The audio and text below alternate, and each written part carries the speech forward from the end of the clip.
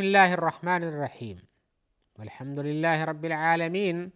والصلاة والسلام علی سید المرسلین وعلی آلہ وصحبہ اجمعین، اما بعد۔ محترم ناظرین کرام، احکام الدین کا پروگرام لے کر حاضر ہوں، جس میں آپ کے سوالوں کے جواب ہم کتاب اللہ اور سنت رسول اللہ صلی اللہ علیہ وسلم کی روشنی میں دیں گے۔ تو آج کا پہلا سوال ہمارے بھائی پوچھ رہے ہیں کہ لوگوں سے مانگنا، ان کے پیسوں کو گھسیٹنا، یہ کب جائز ہے اور کب نہیں جائز ہے؟ اب وہ سوال میں تھوڑی سختی ہے، لیکن حقیقت میں کچھ لوگ ایسا کرتے ہیں کہ لوگوں سے ضرورت نہیں ہوتی تب بھی پیسہ مانگ مانگ کے جمع کرتے ہیں۔ جب ضرورت رہے تب تو شریعت میں منع نہیں ہے، لیکن بلا ضرورت کے کوئی حاجت نہیں ہے پھر بھی مانگ مانگ کے پیسہ اکٹھا کر کے مالدار بننے کی کوشش کرتے ہیں، تو یہ مناسب حال بات نہیں ہے۔ لہذا ان کا سوال کرنا کہ کب جائز اور کب ناجائز ہے، اس کا جواب ہم دیتے ہیں۔ تو جواب میں دے رہے ہیں کہ بھائی، مانگنے کا کام کسی جگہ پر لگانے کے لیے یا تو امیر اور حاکم وقت کرتا ہے، یا جو ذمہ دار ہے وہ کرتا ہے، یا ایک ہی ایسا کام آ گیا جس میں پیسہ لوگوں کا اکٹھا لگ کر ہی کام ہو سکتا ہے، تو وہاں کیا جا سکتا ہے۔ اس کی وجہ کیا ہے؟ رسول اللہ صلی اللہ علیہ وسلم کا ایک فرمان ہے جس کی بنیاد پہ میں بات کہہ رہا ہوں، المسألۃ قد یقد بها الرجل وجهہ۔ مانگنا یہ ایک تکلیف دہ چیز ہے اور پوری نشانی ہے جس کے ذریعے سے انسان مانگتا اپنے چہرے کے اندر ہی نشان پیدا کرتا ہے، اور باقی مانگنے والے کی جو صورتحال ہوتی ہے آپ جانتے ہیں، کیسے منہ بنا کر کے اپنی مسکنت ظاہر کر کے کرتا ہے۔ الا ان یسأل الرجل سلطانا او فی امر لا بد منہ، یا اللہ کہ آدمی کسی حاکم سے اپنی ضرورت کی چیز کو مانگے جو اس کا ذمہ دار ہے، اس سے کہے،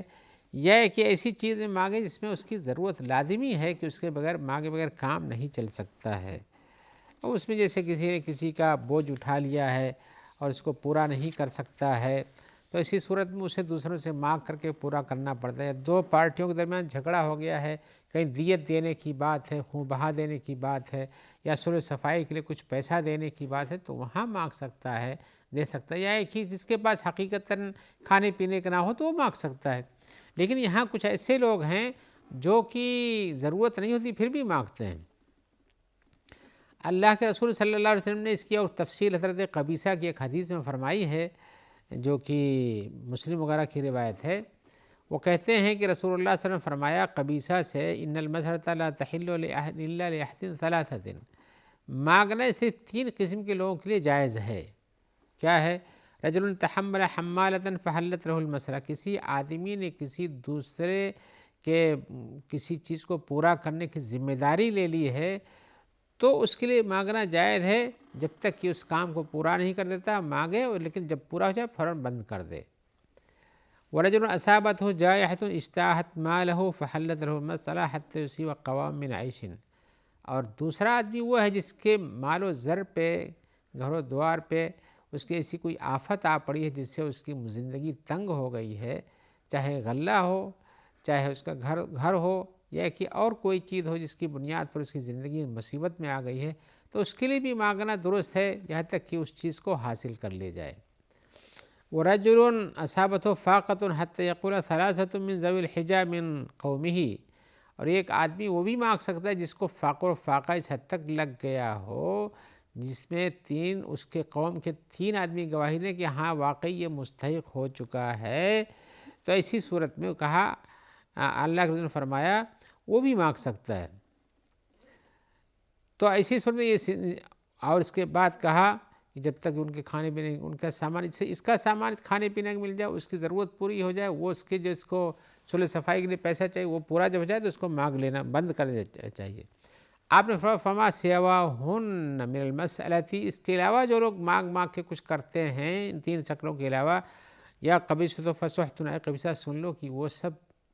حرام ہے، یا کلہ صاحب سحتا، اس کا مانگ کے کھانے والا، اکٹھا بٹور کے اس سے ضرورت سے زیادہ لینے والا، جب ضرورت پوری ہوگی اس کے بعد بھی مانگتا رہتا ہے، تو یہ سب حرام ہے۔ ایسی صورت میں مانگنے کے لیے انسان کو ہمیشہ آگے نہیں بڑھنا چاہیے، اپنے ہاتھ سے محنت و مشقت کرنا چاہیے، اللہ کی زمین کشادہ ہے اس میں دوڑ بھاگ کرنا چاہیے اور راستوں کو اپنانا چاہیے، دوسروں سے مشورہ کہ کیا کر سکتا ہے، کیسے اس مشکل کو ہٹا سکتا ہے، اس کے لیے کام کرنا چاہیے۔ اگر کسی سے کچھ لے کر کے بھی قرض لے کر کے کام چلا سکتا ہے تو کام چلائے، اس سے اللہ تعالیٰ برکت دیتے ہیں۔ اللہ کے رسول کے پاس بھی ایسے ایک آدمی آیا تھا مانگنے کے لیے، رسول اللہ صلی اللہ علیہ وسلم نے اس کی شکل و صورت دیکھی تو دیکھا یہ آدمی کام کر سکتا ہے، تو کہا کہ تمہارے پاس کوئی چیز ہے؟ کہا کہ یہ نہیں ہے، وہ نہیں ہے، کچھ لایا گھر سے تو کہا کہ اس سے جا کر کے تم ایک کلاڑی خریدو، کڑھاری خریدو، اس کے بعد آپ نے کہا لکڑی لاؤ، اس لکڑی میں اس میں دستہ لگا دیا، کہا جنگل سے جا کے لکڑیاں کاٹ کر کے بازار میں لا کر بیچا کرو، اس سے اپنے آپ کو بچاؤ۔ تو ایسا کرنے کے ساتھ پھر اس کے یہاں برکت پیدا ہو گئی۔ تو آدمی محنت کرتا ہے، لوگ کہتے ہیں حرکت میں برکت ہے، تو کب حرکت؟ جب حرکت ہی نہیں کرے گا اور یہ سمجھتا ہے کہ آسان ہے، مانگ لو اکٹھا مل جاتا ہے بلا کسی محنت و مشقت کے، تو یہ تو اس کے چہرے پر حدیث میں اور بھی مانگنے کی بہت سی برائیاں بیان کی، ان میں سے یہ بھی کہ آدمی جہاں آئے گا قیامت کے دن اس کے چہرے پہ گوشت نہیں رہے گا، یعنی بدنما ہو جائے گا اس کے اس مسکنت اور ذلت میں پڑنے کی بنیاد پر۔ لہذا مانگنا تو انہی شکلوں میں ضرور، جس کو میں حدیث کی بنیاد میں بیان کیا کہ جو کسی قوم کے اندر صلح و صفائی کے لیے کچھ ذمہ داری اٹھا لیتا ہے تو پیسے کے ذریعے سے اس کو پورا کرتا ہے، یا دوسرا وہ ہے جس کو ایسی کوئی آفت آ جاتی ہے جس کی بنیاد پر اس کا مال و در ضائع ہو جاتا ہے، غلہ ہو، پانی ہو، گھر ہو، تو اس کو لیے مانگتا ہے تاکہ اپنے لیے کوئی ٹھکانہ اور کھانے پینے کا انتظام کر سکے۔ اور تیسرا وہ آدمی ہے جس کے فقر و اس کے پاس مال و در نہ ہوتا ہو، شروع سے یعنی آفت نہیں آئی ہے، پہلے سے نہیں ہے، اور اس کے لیے 3 آدمی اس کے قوم کی گواہی تھے کہ ہاں یہ فقر و فاقے میں مبتلا ہے، تو اس کے لیے بھی دیا جاتا ہے۔ ان تینوں کے لیے حد یہ ہے کہ جب تک ان کی حاجت پوری ہو جاتی ہے تو ان کو مانگنا بند کر دینا چاہیے، ورنہ اس سے علاوہ مانگتے ہیں تو یہی حرام کا مطالبہ ہو جاتا ہے۔ اب یہاں آپ دیکھیں گے بازار میں کہ بہت سارے لوگ ایسے ہیں، یا ان کے بارے میں جن کو ان کی حقیقت معلوم ہے، کتنے ایسے ہیں جن کی گدڑی میں لال چھپا ہوتا ہے، تو ایسے بہت سارے لوگ ہیں جو اکٹھا کر لیتے ہیں، ان کو بچنا چاہیے اس بات سے۔ آئیے ایک اور سوال کی طرف آتے ہیں۔ سوال میں ہمارے بھائی پوچھ رہے ہیں کہ آدمی کو کیسے پتہ چلے گا کہ یہ وسوسہ شیطان کی جانب سے ہے کہ میرا دل ہی خود ایسے کہتا ہے کہ نہیں ایسے نہیں، ایسے وسوسے میں پڑ جاتا ہے، اس کا کیسے پتہ چلے گا؟ اور واقعی یہ سوال اپنی جگہ پر وجہ ہے کہ انسانوں کو وسوسہ ہوتا ہے، لیکن وسوسے میں کئی طرح کے وسوسے ہوتے ہیں جن میں وہ حیرت میں پڑا رہتا ہے کہ ہم نے کیا نہیں کیا، کرنا چاہیے کہ نہیں کرنا چاہیے، یہاں تک کہ کبھی اس کے فکر میں بھی، اس کے سوچ کے اندر بھی وسوسے آنے کی شکلیں ہو جاتی ہیں۔ انہی میں سے ایک شکل یہ بھی کہ سوچتا ہے کہ ہم پیدا ہوئے، ہم کو اللہ نے پیدا کیا، تو اللہ کو کس نے پیدا کیا؟ سوچ کی اس معیار پہ پہنچ جاتا ہے کہ وہاں پر پہنچ کر کے شک و شبہے میں پڑ جاتا ہے، وسوسے میں پڑ جاتا ہے۔ تو کیا کرنا چاہیے اسی صورت میں یہ بتانا چاہتا ہوں۔ اور کچھ لوگ ہیں وسوسے میں رہتے ہوئے دنیا کی ہر چیز پر وسوسہ کرتے ہیں کہ یہ کھانے کے لائق نہیں ہے، کھانے کے لائق نہیں، یہ حرام ہے، ابھی وضو نہیں ہو سکا ہے، ابھی پانی نہیں، ہاتھ نہیں دھلا جا سکا۔ وسوسے کی بہت ساری شکلیں، نماز میں بھی وسوسے آتے ہیں،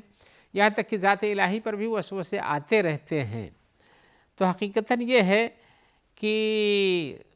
عقیدے کے سلسلے میں جو وسوسے انسانوں پر پیدا ہوتے ہیں عام طور سے وہ شیطان کی طرف سے ڈالے جاتے ہیں کہ آپ ذات الہی بارے میں سوچئے، یہ کہیے کہ ہم نے جنت دیکھا نہیں ہے، جہنم دیکھا نہیں اپنی آنکھوں سے، تو صحیح ہے کہ غلط ہے؟ ارے آپ نے تو ویسے بھی بہت ساری چیزیں دنیا میں نہیں دیکھے ہوئی ہیں لیکن آپ کو اس پر یقین رہتا ہے۔ تو جنت و جہنم جس کے بتائے جانے کے وسائل بہت ہی مضبوط ہیں، اللہ نے اپنے فرشتے کو بھیج کر رسول کو بتایا یا قرآن مجید میں اتارا یا کہ رسول نے حدیث میں کہا، اس کے باوجود بھی آپ کو اس مضبوط دلیلوں کے علاوہ بھی آپ کو وسوسہ پتا کہ ہر چیز کو اپنی آنکھ سے نہیں دیکھیں تب تک نہیں مانیں گے۔ تو آنکھ سے تو دنیا میں بہت ساری چیزیں نظر نہیں آتی لیکن آپ مانتے ہیں، آخرت کے بارے میں اس کو مانیے۔ ایسے ہی حدیث میں بتایا گیا، حضرت ابو ہریرہ کی حدیث ہے، آپ فرماتے ہیں کہ رسول اللہ صلی اللہ علیہ وسلم نے فرمایا ہے یاتی الشیطان احدہم فیقول من خلق کذا، شیطان تم میں سے کسی پاس آتا کہتا ہے اس طرح سے کس نے پیدا کیا ہے، اور من خلق کذا اس طرح سے کس نے پیدا کیا، یہاں تک کہ حتی یقول من خلق ربک، تمہارے رب کو پھر کس نے پیدا کیا ہے، اس کو بنایا، اس کو بنایا، اس کو بنایا، اس کو بنایا، لیکن رب کو کس نے بنایا؟ فَإِنْ بَلَغْتَهُ فَإِذَا بَلَغْ فَلَسْتَعِذْ بِاللَّهِ وَلِنْتَهِ، جب کوئی آدمی اس حد تک وسوسے پہنچ جائے شک و شبہ میں تو اسے وہاں باز آ جانا چاہیے اور اللہ کی پناہ مانگنا چاہیے، حدیث میں آیا ہے۔ رک جانا چاہیے، اللہ کی پناہ مانگنی چاہیے، اس لیے کہ یہی شیطان کا وسوسہ ہے۔ بلکہ ابو داؤد کی ایک روایت میں آیا ہوا ہے تو اس وقت جب یہاں تک حال پہنچ جائے کسی انسان کا تو کہو اللہ احد اللہ الصمد لم یلد ولم یولد ولم یکن لہ کفوا احد، سورہ اخلاص کو پڑھے اور اس کے معنی مفہوم پر غور کرے اور اسی کو سمجھے کہ یہی حقیقت ہے۔ ہمارا اس طرح سے کرنا کہ اللہ کو کس نے بنایا، اللہ نے یہاں ہے کہ اللہ نے کسی کو جنا ہے، نہ اللہ کسی جنا گیا، نہ اللہ نے کسی کو جنا ہے، تو یہ تو اللہ ولادت کا معاملہ ہی اللہ سے مرفوع ہے۔ اور اس کے بعد کہا گیا فَلْيَدْفِلْ عَنْ يَسَارِهِ ثَلَاثًا، اپنے بائیں طرف 3 بار تھوک دے، وَلْيَسْتَعِذْ مِنَ الشَّيْطَانِ، اور شیطان سے پناہ مانگے اللہ کی پناہ میں آ جائے گا، شیطان دور ہو جائے گا۔ تو ایسی صورت میں وسوسہ نہیں کرنا چاہیے، جو حقائق ثابت ہے اس میں وسوسہ کرنے کی ضرورت نہیں ہے۔ اور وسوسہ دیکھ لیجئے، حقیقت یہ ہے کہ اگر کوئی ایسی چیز ہے جو تمہیں ناپسند آتی ہے، آپ وسوسے پڑھتے ہیں، آپ کو ناپسند کہ ایسا نہیں ہونا چاہیے اور وہ ایسا ہو گیا، ایسا نہیں ہونا چاہیے، تو یہ سمجھو شیطان کی طرف آ رہا ہے۔ اور کسی اچھی چیز کے لینے میں آپ کا دل چاہتا ہے، لینا چاہتے ہیں، پھر سوچتے ہیں کہ لیں یا نہ لیں، اچھی چیز ہے اس کو کرنا ہے، اور اچھی چیز اچھا کام اس کو کرنا چاہیے، پھر وسوسہ تھا کروں نہ کروں یا کہ غلط نہ ہو، تو یہ سمجھیے کہ آپ کے دل کا وسوسہ ہے۔ تو شیطان عام طور سے اسلامی کاموں کے کرنے میں وسوسہ ڈالتا ہے، اللہ کے ذات پر یقین رکھنے میں وسوسہ ڈالتا ہے، آپ کی عبادتوں میں وسوسہ ڈالتا ہے، لیکن دنیاوی کاموں میں وسوسہ نہیں ڈالتا ہے۔ اور انسان کی خواہش اگر دنیا کسی چیز کے بارے میں جو ناجائز نہیں ہے تو اس میں وسوسہ پڑنے سے وہ آپ کی ذات کا وسوسہ ہو سکتا ہے۔ اور دوسرے یہ ہے کہ وسوسے کے بارے میں اگر آپ کا ذہن یہ بنتا ہے کہ ہم اس مخمصے میں کیوں پڑتے ہیں، یہ تو ہم اس میں ہلاک ہو جائیں گے، اس کو چھوڑو اور اللہ کی بتائی ہوئی آیات و نشانیوں پر غور کرو، اسی پر عمل کرو، یہ ایمان کی ایک دلیل ہے، ایمان کی ایک دلیل ہے۔ اس لیے کہ صحابہ کرام میں سے بھی کچھ لوگ آئے تو انہوں نے کہا کہ اللہ کے رسول، ہم جب آپ کے پاس ہوتے ہیں تو ہمارا ایمان بڑا مضبوط رہتا ہے، جب گھر جاتے ہیں تو ہم بیوی بچوں میں لگ جاتے ہیں، ایمان کمزور ہو جاتا ہے۔ بلکہ انہوں نے کہا کہ ہم لوگ کچھ اس طرح سے سوچتے ہیں کہ ہم جو کام کر رہے ہیں یہ تو ہمارے لیے بہت خراب ہے، بلکہ ہم اس طرح سے کچھ چیزیں سوچنے لگتے ہیں جن کو سوچ کر کے ان کو کہہ ہی نہیں سکتے ہیں، یعنی ذات الہی کے بارے میں سوچنے لگتے ہیں، ہم بول نہیں سکتے ہیں۔ تو آپ نے کہا کہ یہی تو ایمان ہے، یعنی انسان کے سوچ میں جب ایسی بات آئے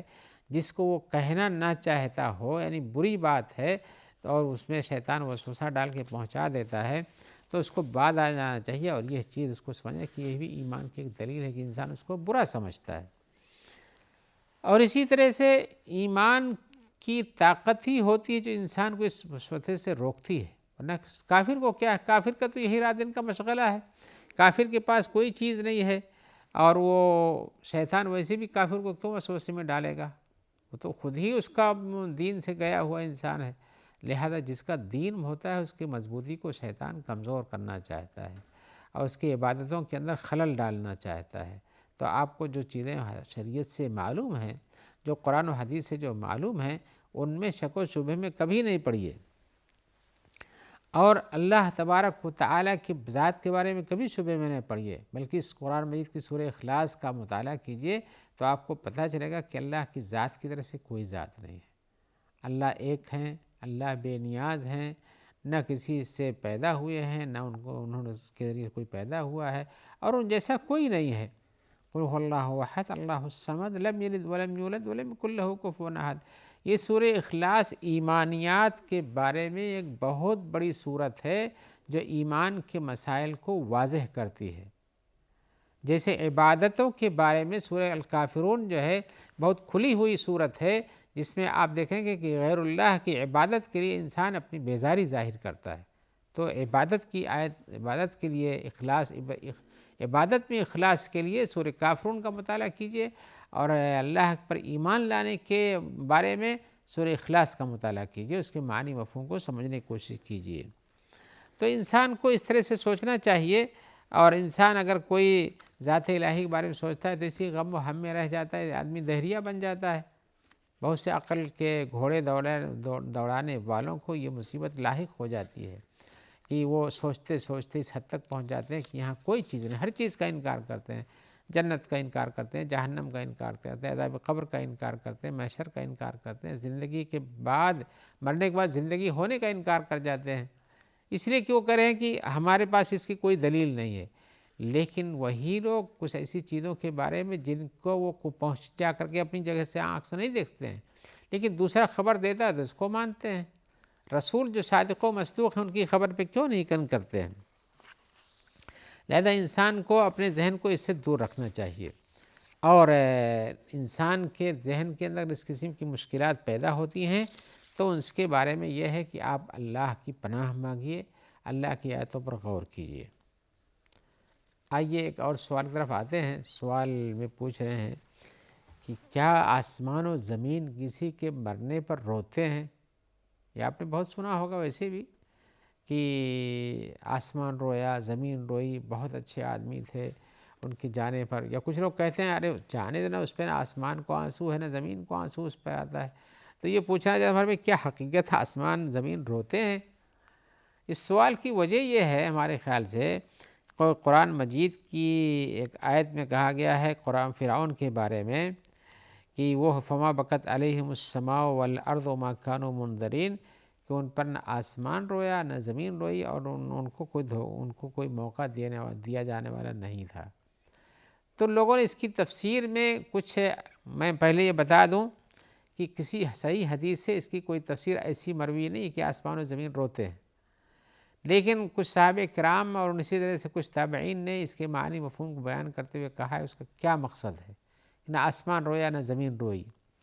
وہ کہنا ہی چاہتے ہیں کہ قوم فرعون کے لیے کوئی ایسا عمل نہیں تھا زمین پر جس کو زمین پسند کرے، اور نہ ان کا کوئی اچھا عمل تھا جو آسمان کی طرف جاتا، حجرے کے اچھے اعمال اللہ کی طرف اٹھائے جاتے ہیں، اور آدمی نیک عمل کرتا ہے تو زمین پہ سجدہ کرتا ہے، مثال کے طور پر اس کی زمین پہ چل کے نیک کام کرتا ہے، مسجد کی طرف جاتا ہے، مسجد سے لوٹتا ہے، نیک کام کے لیے آتا جاتا ہے، یہ سب زمین پہ اچھے کام ہیں۔ اگر یہ اچھے کام بند ہو جائیں تو زمین کو تکلیف ہونی چاہیے، وہ بھی اللہ کی ایک مخلوق ہے، آسمان کو بھی تکلیف ہونی چاہیے، وہ بھی اللہ کی ایک مخلوق ہے، اس کے پاس اچھے کاموں کو بڑھایا جاتا تھا۔ تو بلا شبہ یہ سب چیزیں ہوتی ہیں۔ تو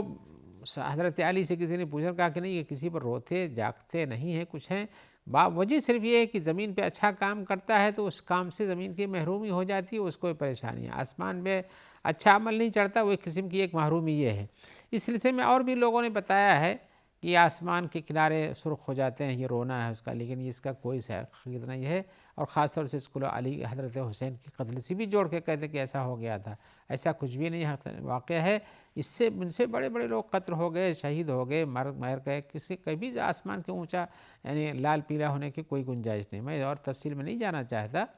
باتیں اس سلسلے میں بہت ساری لوگ کرتے ہیں۔ آئیے اسی جواب کے ساتھ ہم آپ سے امید رکھتے ہیں کہ اللہ تعالیٰ آپ کو خیر سے رکھے گا، اور آپ کے سوالات ہمارے پاس آتے رہیں گے، اور اسی طرح سے اللہ تعالیٰ ان لوگوں کو اپنی عافیت پہ رکھے جو آپ تک اس پروگرام کو پہنچاتے ہیں اور اس میں ہمارا تعاون کرتے ہیں۔ والسلام علیکم ورحمۃ اللہ وبرکاتہ۔